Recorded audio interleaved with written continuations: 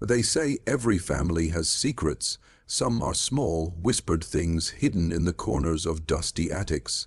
Others are darker, buried beneath decades of shame, so deep that even memory refuses to touch them. This story begins in a place that most maps would rather forget, tucked between the dense pines and winding rivers of rural Appalachia.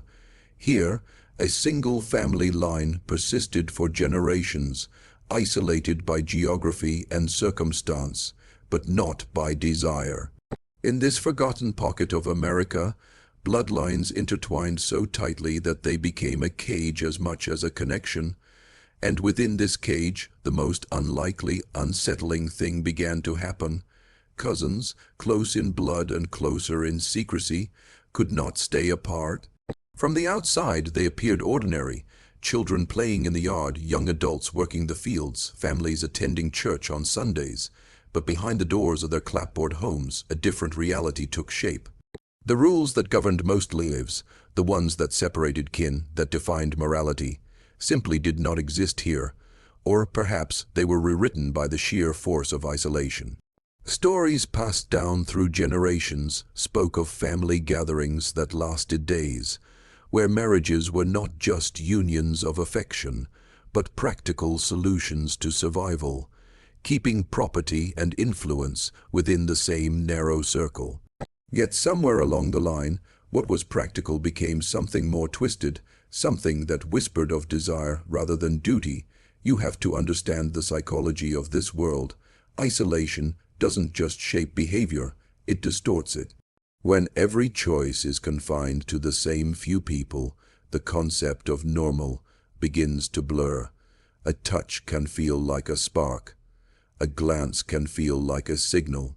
And when generations grow accustomed to seeing family members as the only available companions, the boundaries between kinship and passion start to crumble.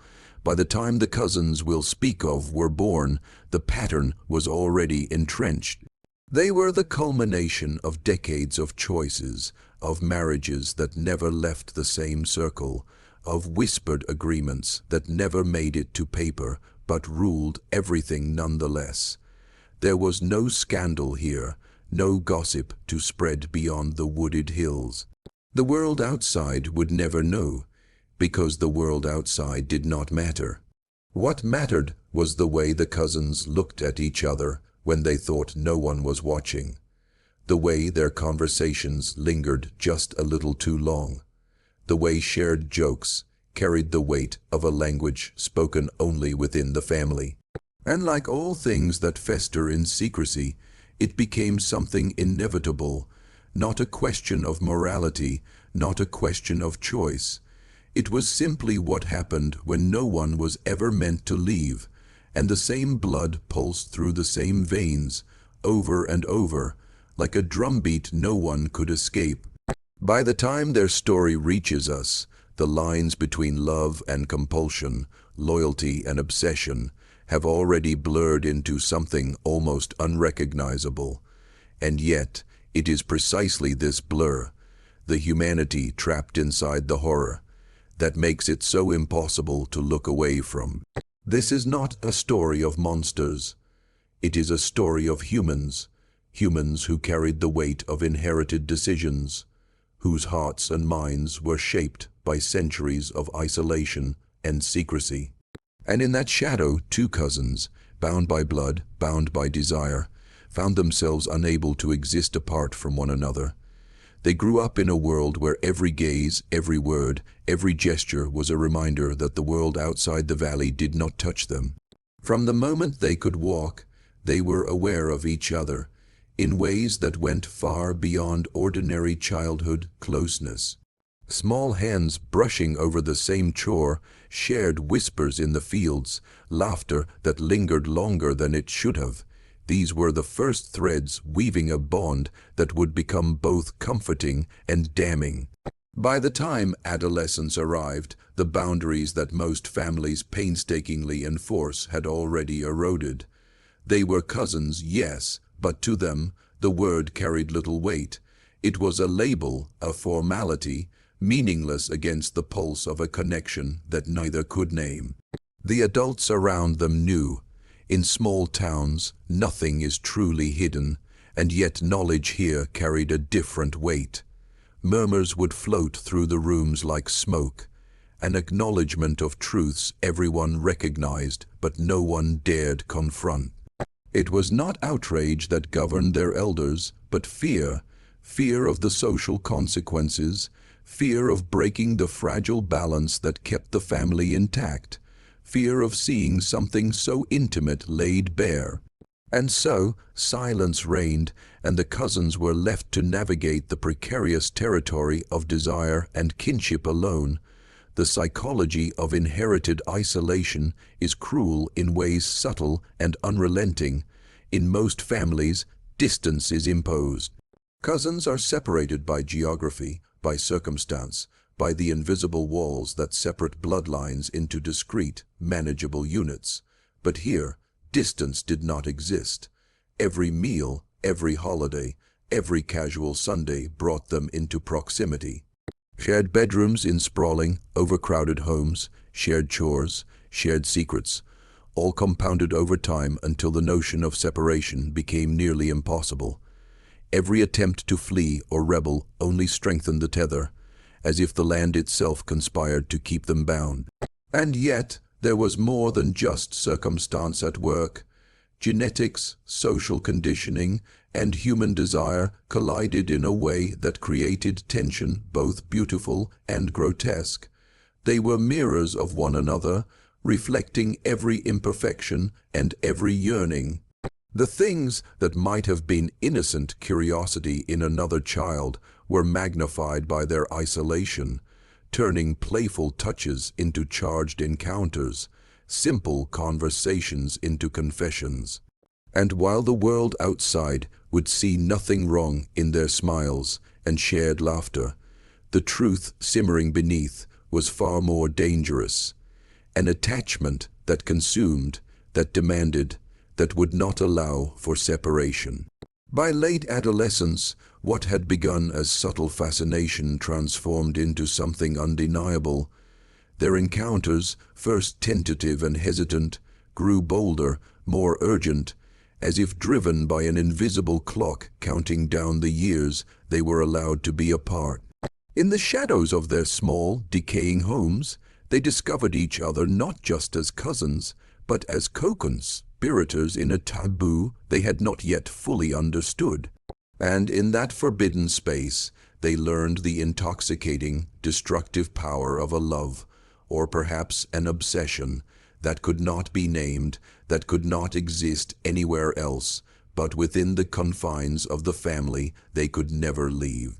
Even the surrounding community, tight, knit as it was, noticed subtle changes over time. Outsiders might have written them off as close or attached, failing to see the gravity behind their bond. But to those who paid attention, the tension was palpable, a quiet, persistent unease whenever they were in the same room, a glance held too long, a smile that spoke of secret knowledge. These were not simple acts of affection.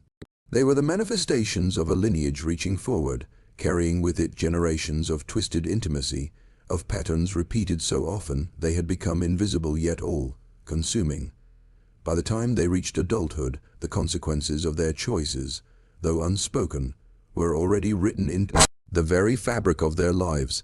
Every whispered secret, every forbidden touch, every shared moment of reckless closeness had left marks that could not be erased. Theirs was a love shaped by isolation, sharpened by secrecy, and reinforced by a history that insisted on repetition. Their families' patterns of inbreeding had long blurred the line between what was natural and what was taboo, and in this darkness they discovered a truth that few outside their world could understand. Their bond was not only inevitable, it was survival. The cousins began to move through their days with a strange combination of fear and certainty. Publicly, they assumed the roles expected of them. They smiled, worked, married other relatives when convenient, maintained appearances, all the while aware that the true center of their world existed only when they were together. This duality, the private and the public, created a tension that was both haunting and magnetic. Those who glimpsed the depth of it could not look away, though most would never dare to speak of it. They had become both prisoners and rulers of their own isolated kingdom, a world where desire, necessity, and lineage collided in ways too dangerous for outsiders to comprehend. Their physical resemblance, sharpened by generations of close kinship, made their connection even more compelling and more disturbing. Eyes, hair, mannerisms, even the subtle inflections of their speech mirrored one another so closely that the world seemed to fold around them. In each other they saw themselves, but also a reflection of a family history they could never escape. Every moment apart was filled with longing. Every glance together was fraught with unspoken understanding. They were bound by blood, bound by geography, and bound by something darker, the knowledge that their attachment defied convention, reason, and law, and the consequences were not only emotional, they were genetic. The family's insistence on keeping bloodlines close had already produced children with rare illnesses, deformities, and conditions that marked the next generation. The cousins, fully aware of these risks, pressed forward regardless. There was a compulsion here that logic could not contain, a psychological need to preserve the lineage in its purest, most insular form, even at the cost of life itself. In a way, the horrors that emerged were almost predictable, yet they did nothing to slow the cycle. Every generation seemed destined to repeat the same story, as if trapped in an endless loop of intimacy and destruction. In the hidden corners of their homes, in the quiet rooms no outsider could see, they created a private world governed by its own rules.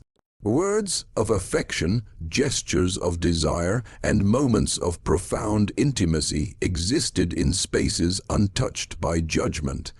Here, morality was irrelevant, law was irrelevant, and shame was a concept borrowed from the outside. They were free, but in their freedom lay the shadow of inevitability. Theirs was a story written in the bloodlines of ancestors, a tale of repetition and obsession, of desire entwined with destiny. And yet, there was something undeniably tragic in their journey. It was not the mere act of forbidden closeness that horrified, but the fact that this intimacy, this obsessive attachment, was never chosen. It was inherited. Theirs was not a tale of rebellion, but of surrender. Surrender to the weight of isolation, to the pull of genetics, to the invisible chains of a family history too powerful to resist. And in surrendering, they had become the living proof of a truth that is difficult to accept, that sometimes the most terrifying legacies are the ones we inherit, not the ones we choose. It's easy to look at this story and see only horror, but there is something far more unsettling beneath the surface, the way ordinary humans can become complicit in their own undoing. The cousins did not awaken one day with a plan to break moral codes. They were products of a history that had shaped them, molded them, and whispered its expectations into every fiber of their being. Each generation preceding them had made choices that seemed small at the time, marrying within the family, keeping land consolidated, protecting reputation. But these small acts compounded over decades until the outcome became something that could no longer be escaped. What outsiders would call depravity, insiders would call inevitability. Their bond became an obsession that was at once tender and grotesque. They were both caretaker and captive to one another. Every conversation carried undertones that outsiders would not recognize. Every gesture of comfort contained a charge impossible to articulate, and while it is tempting to judge from afar, it is more instructive and far more haunting to understand how isolation warps human instinct. Love, in this context, was not purely emotional. It was survival, legacy, and compulsion intertwined. The line between nurture and need, affection and addiction, blurred until the two were indistinguishable. Community boundaries, thin as they were, began to fray around them. Relatives, neighbors, and even the local clergy seemed aware of something unspoken, yet none dared confront it openly. Silence became the only method of self-preservation. And so the cousins existed in a strange liminal space, part of the community, yet untouchable by its laws, observed, yet invisible, normal, yet grotesque. Their lives were a study in contradictions, a live experiment in how secrecy and proximity can amplify desire to a near, unstoppable force. Children were born into this world, innocence yet tainted by the legacy of repeated bloodlines. Some bore physical marks, rare genetic disorders that spoke of generations of close kinship. Others were spared the visible consequences, yet the psychological patterns persisted. The family had unwittingly created a cycle that could not be broken without catastrophic rupture. And the cousins, fully aware of these risks, continued regardless, bound by affection, by lust, by inevitability, and by the invisible pull of generations of isolation. And here is the cruelest aspect. No external force could intervene effectively. The cousins' story was so tightly enmeshed with family, land, and local custom that even well-meaning outsiders could not disrupt the cycle. Authorities were distant, neighbors were cautious, and the terrain itself, both social and physical, ensured that escape was nearly impossible. Every attempt to impose distance only intensified the bond. The very geography of their world had conspired to create a private theater of obsession, a place where nothing outside could intrude, and everything within was magnified. It is at this point in the story that we begin to see the true human cost. The cousins were not villains. They were the product of a system that prioritized continuity over sanity, blood over freedom. Their emotional lives were a tangle of longing and guilt, desire and inevitability. Every decision carried echoes of past generations. Every gesture was weighted with ancestral memory.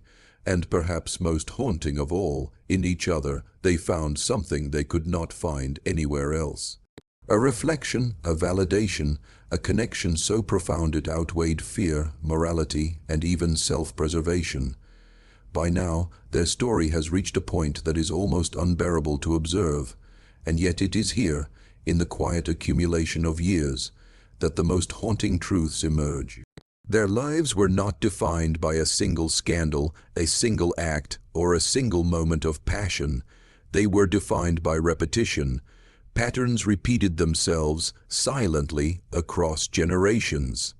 Every glance, every touch, every whispered promise carried the weight of ancestors who had walked the same paths, who had succumbed to the same compulsions, who had lived and died under the same oppressive rhythm of blood and desire.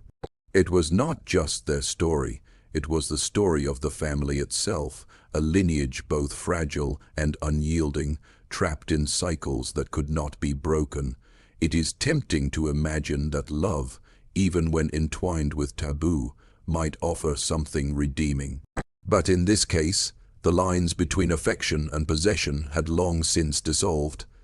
Their intimacy was both refuge and prison, a private world built on longing yet shadowed by the inevitability of consequence. Outside their circle, a different reality persisted. Neighbors married, children went to school, time moved forward. But within the family, time seemed suspended, looping endlessly back on itself. Every reunion, every gathering, every simple conversation was a reinforcement of the bond that could never be released. Genetics, isolation, and secrecy converged to create outcomes that were impossible to untangle.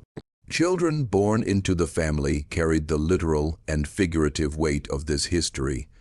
Some suffered physical deformities, rare disorders that marked them as products of repeated bloodlines. Others appeared outwardly healthy, yet the psychological imprint remained. An attachment to family that bordered on obsession, a tendency to replicate behaviors inherited rather than chosen. In this hidden archive of American life, the cousins were both the inheritors and perpetuators of a cycle that was quietly catastrophic. And yet, despite the horror, there was something magnetic about their story. Perhaps it is the way humans are drawn to secrets, to darkness, to the edges of morality, that makes us unable to look away. Here were two individuals who embodied the collision of desire and inheritance, of instinct and taboo, of intimacy and destruction. Watching their lives unfold feels like peering into a mirror no one wants to hold, seeing not monsters but humans, and realizing that under certain conditions, any of us could be shaped by forces larger than our comprehension. If you're still watching, you're already braver than most. Tell us in the comments, what would you have done if this was your bloodline? Would you have fought the pull, or would you have succumbed, knowing there was no escape from the weight of history? These are the questions their lives leave behind, lingering like shadows long after the story has been told. The cousins themselves lived in a fog of inevitability, unable to separate love from inheritance, intimacy from compulsion, desire from destiny. As the years stretched on, the outside world faded further, leaving only the echo of family, the pulse of repeated bloodlines, the whisper of secrets that no one could share. Their story is one of inevitability, a testament to the ways human beings can be shaped, and sometimes trapped, by forces older than themselves. And in the end, it is not simply the actions that haunt, but the patterns, the repetition, the understanding that in some families, history is a prison as much as it is a legacy. By now, the cousins' lives had become inseparable from the legacy of their family. Each decision, each interaction, was informed by the invisible chains of ancestry. They moved through the world with a dual consciousness, one for the eyes of neighbors, the other for the eyes of each other. To anyone looking in, they were merely close relatives, perhaps unusually devoted, but in truth, every moment was a negotiation with the gravity of desire and blood. It was a life lived in quiet tension, a world where ordinary emotions were magnified and ordinary choices became impossible. The psychological weight they carried was immense. Love here was inseparable from guilt, intimacy inseparable from secrecy. The cousins knew that their bond would shock outsiders, that the genetic consequences could be devastating, yet none of this lessened the compulsion. Their world had been so carefully insulated, their environment so meticulously controlled, that the notion of separating, even for a short time, was unimaginable. It was as if the family itself, over generations, had built an invisible lattice to ensure they would remain bound, each new generation adding threads that were both protective and imprisoning. Over time, the family began to fracture under the weight of this unspoken truth. Some relatives sought to leave, marry outsiders, escape the repeating pattern. Others attempted to intervene, hoping to prevent the continuation of genetic complications or social stigma, but each effort only reinforced the bond of the cousins. Attempts at distance created longing. Attempts at separation intensified attachment. The pull between them was no longer simply desire. It had become a gravitational force, invisible yet irresistible. The family could not intervene without collapsing the fragile social ecosystem it had built, and so silence persisted, a tacit acknowledgement that this cycle, no matter how destructive, would continue. Children born into this environment inherited more than genes. They inherited patterns of attachment, behaviors, and the heavy imprint of secrecy. Some bore visible consequences, congenital disorders, unusual physical traits, or chronic illnesses that marked them as products of repeated bloodlines. Others carried the subtler burdens, intense emotional dependency, compulsive behavior, or the unshakable sense that family loyalty was an absolute law. These children were both innocent and complicit, living proof that the past never truly dies. It lingers, embedded in flesh, mind, and behavior. And in this cycle, the cousins themselves were at once victims and perpetuators. They were trapped by their inheritance, yet they willingly engaged in it, drawn to each other by instincts older than conscience. Every touch, every whisper, every fleeting moment of connection was a reenactment of history. Each generation added weight to the invisible ledger of human desire, making the story more inevitable, more tragic, and more impossible to escape. What makes their story profoundly haunting is that it is not abstract. It is real, it is human, and it is ongoing. It is not merely the taboo that shocks, but the way ordinary life, work, family, love can be distorted by isolation, secrecy, and inheritance. The cousins' lives were ordinary in many ways, yet in other ways, they were a testament to the ways human instincts can be warped when generations of patterns go unchallenged. In their story, horror is quiet, psychological, and persistent, a shadow that lingers long after the facts have been recounted. As the years stretched into decades, the full weight of their choices and the legacy of their family became impossible to ignore. The cousins aged together, their lives entwined in ways that neither the outside world nor even time itself could untangle. The outside world continued its march, indifferent to the insular drama playing out in the hidden valleys of Appalachia, but within that world, every day reinforced the bonds that had begun in childhood. Their love, or obsession, depending on how you interpret it, was now tempered by experience, by the knowledge of risk, and by the haunting recognition that separation was no longer an option. The genetic consequences, once theoretical, became tangible. Some children exhibited profound physical or cognitive challenges, stark reminders of the dangers inherent in repeated bloodlines. Others carried subtler scars, temperaments marked by anxiety, hyper-attachment, or an unexplainable sense of inevitability. The cousins, witnessing these outcomes, were forced to confront the duality of their legacy. They had inherited a pattern, perpetuated it, and now faced the moral and emotional consequences. And yet their attachment to each other, to the family, to the invisible chains of inheritance, remained unbroken. It is here that the story becomes truly harrowing. The cousins were trapped in a cycle with no clear exit. Distance intensified longing, proximity intensified obsession, and every generation amplified the previous one's mistakes. Attempts to intervene, to alter the course, only proved the futility of resistance. Their story was no longer merely about love or desire.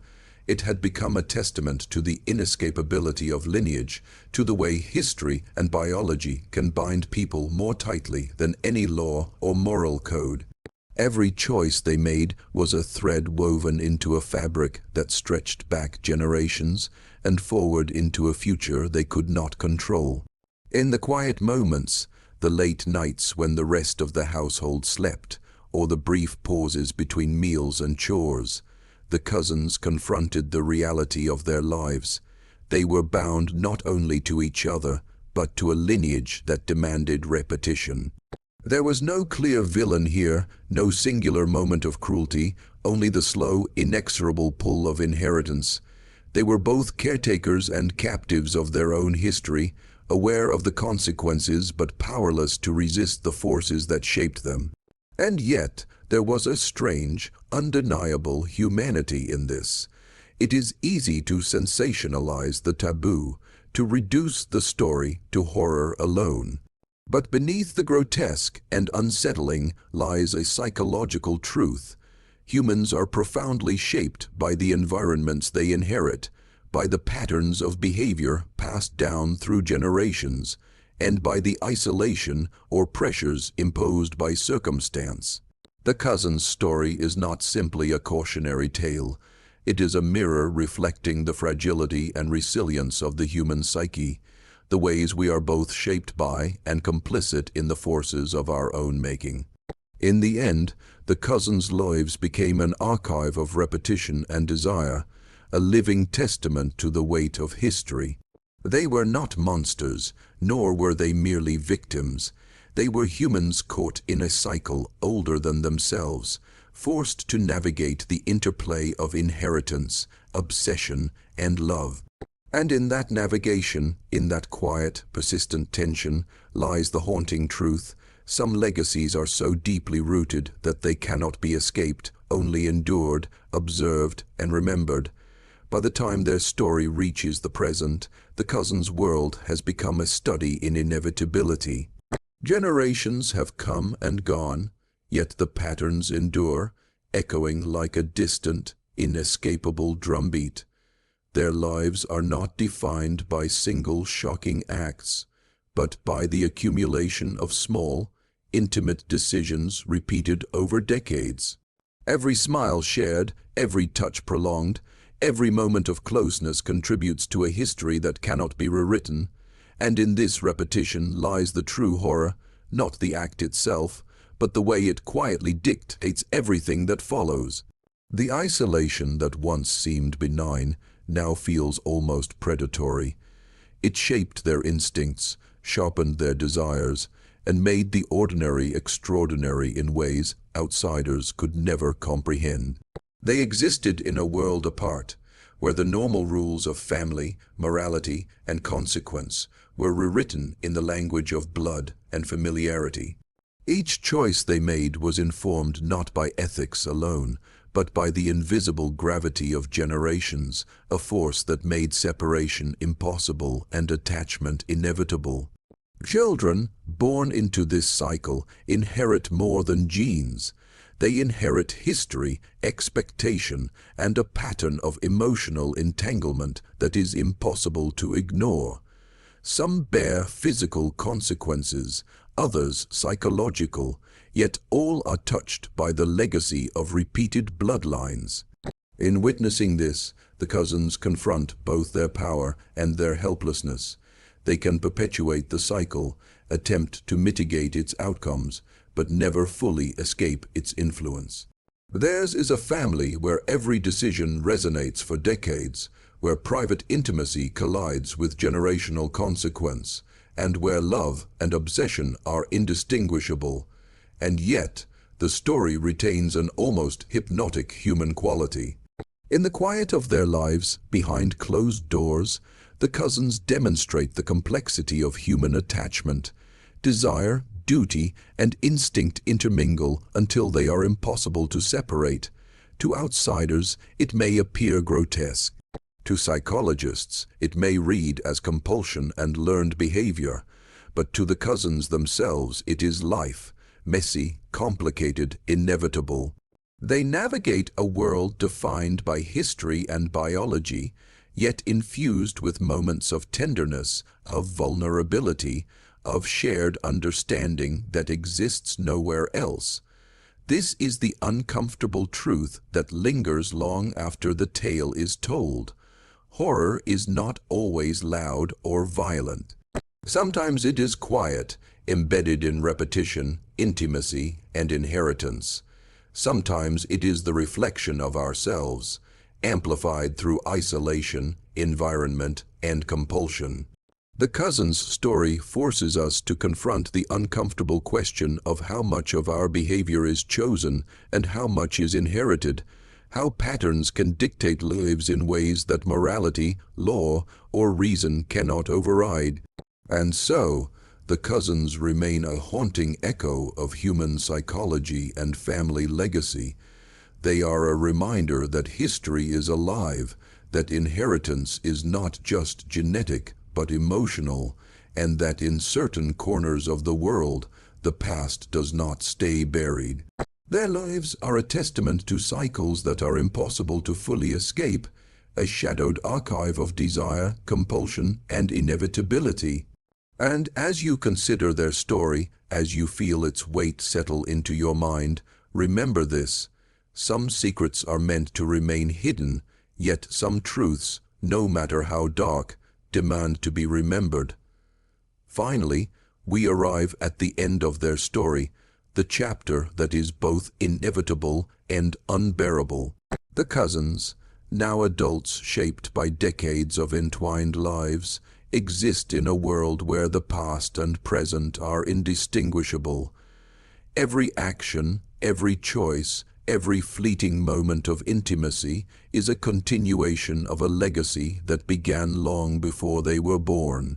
There is no simple resolution here, no redemption, no escape, only the weight of inheritance pressing down like a silent, unyielding hand. Their lives are a testament to the consequences of repetition, to the way isolation and blood can intertwine to produce patterns that defy morality and logic alike. As we trace the arc of their existence, it becomes clear that this is not merely a story of forbidden closeness or taboo.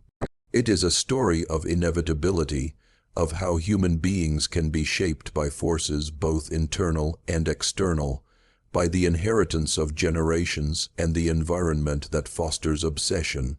The cousins' lives, marked by desire, guilt, and compulsion, are the culmination of centuries of choices, some deliberate, some accidental, that created a world where separation was impossible and attachment unavoidable.